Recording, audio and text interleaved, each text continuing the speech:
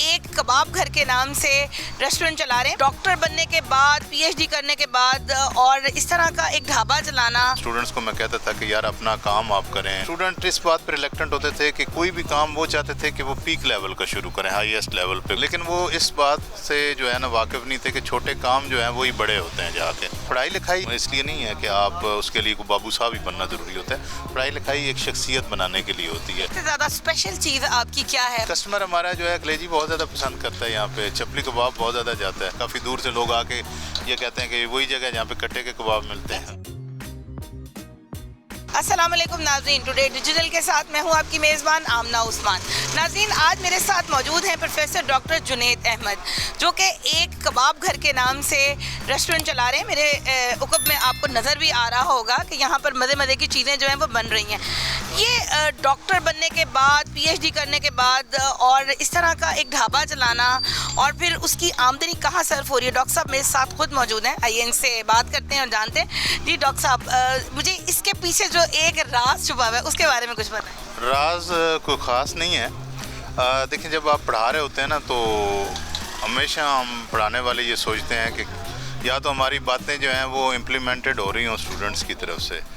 तो स्टूडेंट बड़े रिलेक्टेंट थे कि जब हम स्टूडेंट्स को मैं कहता था कि यार अपना काम आप करें, आप एक अच्छी डिग्री लेके जा रहे हैं, बजाय इसके कि अपनी एनर्जीज़ को दूसरों के लिए सर्व करें, अपने लिए काम करें। तो लेकिन स्टूडेंट इस बात पर रिलेक्टेंट होते थे कि कोई भी काम वो चाहते थे कि वो पीक लेवल का शुरू करें, हाईएस्ट लेवल पे, कोई अच्छा ज़बरदस्त किस्म का ऑफिस हो और वो।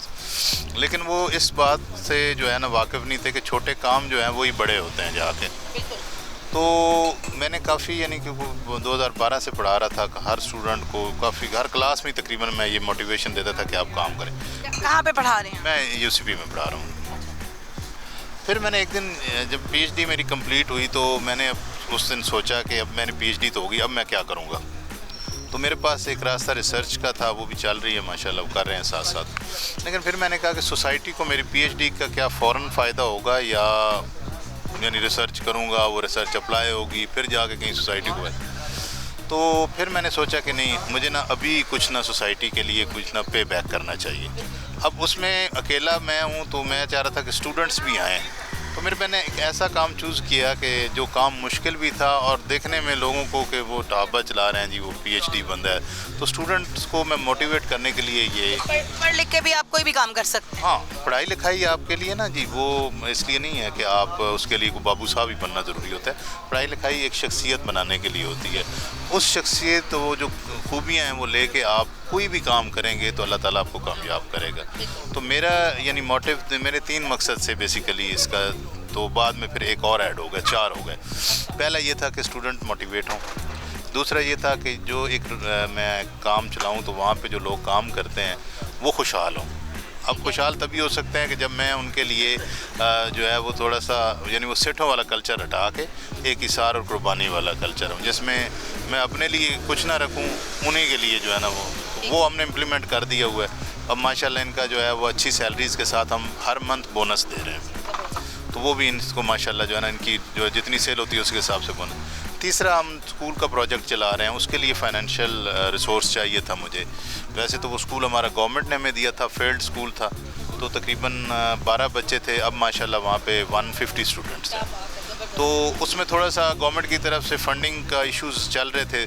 तो मैंने कहा कि बजाय इसके कि लोगों से मांगूँ या गवर्नमेंट के पीछे पड़ूँ जी पैसे दें, तो मैंने कहा क्यों ना एक ऐसा काम शुरू किया जाए जो उसको लिंक करे। तो इंशाल्लाह वो उसकी भी लिंकेजेस शुरू हो गई है। तो ये हमारा इसका तीसरा पर्पज़ था। चौथा ये था कि मैं ये देखता था कि हम बाज़ार के अंदर, हमारे ख़ास तौर पे पाकिस्तानी बाज़ारों में जो हमारा असूल तिजारत है ना इस्लामी, जिसमें हम ईमानदारी का बेसिक आइडिया था, वो उसको हम मिस करते हैं।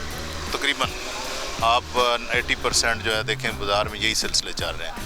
उसकी वजह से ये क्या होता है, कारोबार होता है लेकिन हमें परेशानियाँ वैसे की वैसे हैं।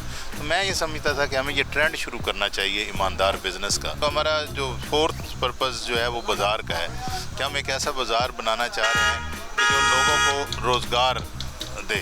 अब उसके लिए हम ये करेंगे कि बजाय इसके कि लोगों को पैसे दें कि कर्ज़ हसना से अपना काम शुरू करो, हम अपनी मैनेजमेंट के अंदर उनको कर्ज़ हसना दे के छोटे छोटे हट्स बना देंगे एक जगह पे मुख्तलिफ़ चीज़ों के, और फिर उनके ऊपर हमारी ये तवज्जो ये होगी कि वो दयानतदारी से काम करें और उसमें किसी किस्म का खोट ना हो।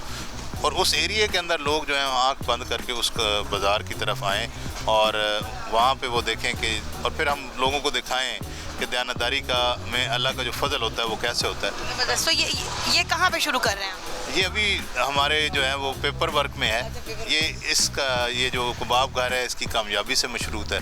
आपको पता है कि कोई भी काम करना है तो आपके पास पैसा होना चाहिए, तो हम कोशिश कर रहे हैं कि दयानतदारी से एक अच्छे तरीके से अच्छी चीज़ लोगों को दे के जो म्यार है वो बुलंद रख के लोगों को एक अच्छा खाना दें ताकि उनकी सेहत भी बने, और तो पैसा खर्च करते हैं तो सेहत तो बननी चाहिए ना जी। तो ये कॉन्सेप्ट भी उलट हो जाए कि बाज़ार का खाना खाते और बीमार हो जाते हैं। अच्छा, ये जो आपने कबाब घर खोला हुआ है, क्या क्या यहाँ पे सेल कर रहे हैं? हम इसमें जी पेशावरी बीफ का चपली कबाब होता है। हम हाई क्वालिटी का बीफ लेते हैं और जिससे बीफ लेते हैं उससे पैसे भी कम नहीं करवाते। आम पब्लिक को जो मिल रहा है वही हमें, और हम बड़ा अच्छा मीट कट्टे का जो सबसे अच्छा होता है वो यूज़ करते हैं इसमें। दूसरा ट्रेडिशनल लाहौर का जो दाल है वो ओल्ड लाहौर में थी, हमने कहा कि हम इधर जॉर्ज टाउन में भी शुरू करें। तो ये फिर जो दाल के आइटम्स हैं, जो तवा दाल होती है और वो कलेजी वगैरह सारा, और चपाती रोटी भी इस इलाके में नहीं थी, वो भी हमने कहा कि शुरू कर देते हैं। तो ये सारी चीज़ें जो हमने शुरू की हुई हैं। सबसे ज़्यादा स्पेशल चीज़ आपकी क्या है और उसकी कीमत क्या है? स्पेशल चीज़ मेरे ख्याल में तो सारी स्पेशल है। वो चूँकि कस्टमर जो पसंद, कस्टमर हमारा जो है कलेजी बहुत ज़्यादा पसंद करता है। यहाँ पे चपली कबाब बहुत ज़्यादा जाता है। चपली कबाब को बहुत ज़्यादा, अब तो यानी कि काफ़ी दूर से लोग आके ये कहते हैं कि वही जगह है जहाँ पे कट्टे के कबाब मिलते हैं। मैंने कहते हैं जी बिल्कुल फेमस हो गया है। मस्टर्ड ऑयल में बनाते हैं हम, इसमें चर्बी वगैरह बिल्कुल यूज़ नहीं करते ताकि कोलेस्ट्रॉल का जो अप डाउन है ना वो ना हो। तो वो सारी चीज़ें हम करते हैं। स्कूल का प्रोजेक्ट है आपका, उसके अंदर आपने बताया कि 150 बच्चे हैं, तो उसमें और क्या क्या आप लोगों ने सहूलियात जो है वो मुहैया की? देखिए, जब हमें स्कूल मिला था ना गवर्नमेंट का, तो वहाँ पे 2 टीचर पढ़ा रहे थे जो 1,40,000 ले रहे थे गवर्नमेंट से। अच्छा। अब वो जब उन्होंने मुझे हैंड ओवर किया तो उस वक्त 2 कमरे थे, ना वॉशरूम था उधर, ना कोई फर्नीचर था, किसी किस्म की कोई चीज़ नहीं थी, सिर्फ 2 कमरे पुराने थे। तो जब हमें मिला तो फिर फंड्स भी लेट हुए, लेकिन मैंने अरेंज कर लिए कुछ यूनिवर्सिटी से पैसे लेके, तो मैंने उधर इमारत वगैरह बनवा दी। फर्नीचर इस वक्त 100% स्टूडेंट्स के पास है। वहाँ पे अच्छा हमने वो जो उनके टॉयलेट्स वगैरह, पानी के इंतज़ाम, पीने के लिए हमने बाकायदा वहाँ पे वाटर कूलर रखा हुआ है, प्रिंसिपल ऑफिस बनाया है, शेड बनाया है। तो अब माशाल्लाह वहाँ पे सहूलियात हैं। इलाका बहुत गरीब है, बहुत ही बैकवर्ड इलाका है, तो वो शुमाली सरगोदा कहलाता है, उसको कहते हैं। तो ज़्यादातर लोग बेचारे वो जो है ना रेडियो वाले और किसी के, फिर कुछ लोग मुझे यहाँ पे हेल्प कर देते हैं, कुछ उनके जूते ले देते हैं, कुछ कपड़े ले देते हैं, वो भी साथ साथ बच्चे खुश हो जाते हैं। तो लेकिन बहरहाल मैं डोनेशन ड्राइव नहीं की कभी भी। मैंने कहा कि अपने आप, फिर पहले मैं अपने पे से कर रहा था उनको, कुछ गवर्नमेंट के फ़ंड आ जाते थे, कुछ इस तरह, लेकिन वो अब फंडिंग का इश्यूज़ भी थोड़े से डिले होने शुरू हो गए, और प्लस स्टूडेंट्स भी बहुत ज़्यादा हो गए। गवर्नमेंट ने हमें कहा था कि आपने 35 पे एक टीचर रखना है, हमने 25 पे एक टीचर रखा हुआ है, और हमारे टीचर्स की पे वहाँ के जो प्राइवेट स्कूल्स हैं उनसे भी ज़्यादा है।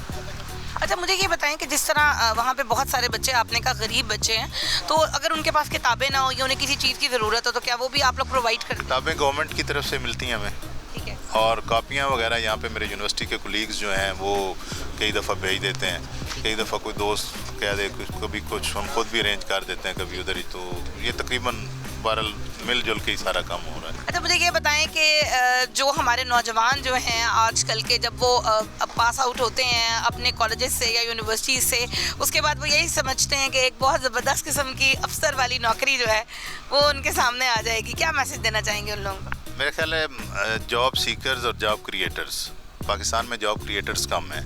दुनिया में 25-30%, 40% लोग हैं जो जॉब क्रिएट करते हैं। हमारे यहाँ कोई 5-6% हैं। ये स्टैटिस्टिकल एनालिसिस आज मैं एक जगह पढ़ रहा था।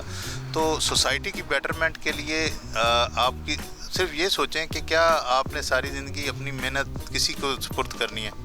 आप अपनी मेहनत करें, अपना जान बनाएं। यानी बहादुर वो होता है कि जो अपनी दुनिया बनाता है। बुज़दिलों की तरह एक रूटीन लाइफ की तरफ ना जाएं, चैलेंजिंग लाइफ लें, ऐसी लाइफ जिसको आप जब गुजारें तो गुजारने के बाद आप पीछे मुड़ के देखें तो आप कहें कि क्या मैंने एक बिल्कुल रेगिस्तान को मैंने जो है ना वो नखलिस्तान बना दिया है। तो ऐसी ज़िंदगी अगर जी सकते हैं तो जिएं। जवानी का मतलब यही होता है कि हिम्मत के साथ हर प्रॉब्लम को फेस करते हुए नई राहें खोलना। नई राहें खोलें, पुरानी राहों को छोड़ दें, वो बन चुकी हैं। नई राहों की ज़रूरत है पाकिस्तान को, इसकी तरफ आएँ। मैं अगर आ सकता हूँ, मैं क्या हूँ, मेरी 45 ईयर्स एज है, मैं सारा पढ़ के फिर एट द एंड मैंने ये कंक्लूजन निकाला कि पढ़ाई अपनी जगह पे, लेकिन सोसाइटी की बेटरमेंट के लिए आपको आना पड़ेगा और उसके लिए मैदान में आना पड़ेगा। और फिर दयानत का परचम, मैं हर जगह पे ये कहता हूँ कि दयानत का परचम आपके हाथ में होना चाहिए और फिर देखिएगा कि अल्लाह ताला आपको कितना कामयाब करता है। डॉक्टर साहब ने बहुत खूबसूरत बात की है कि दयानत का परचम जो है वो कभी भी आपको हाथ से नहीं छोड़ना चाहिए और आपको जो है वो जॉब क्रिएटर बनना चाहिए। अगले प्रोग्राम तक के लिए अपनी होस्ट आमना उस्मान को दीजिए इजाज़त। अल्लाह हाफिज़।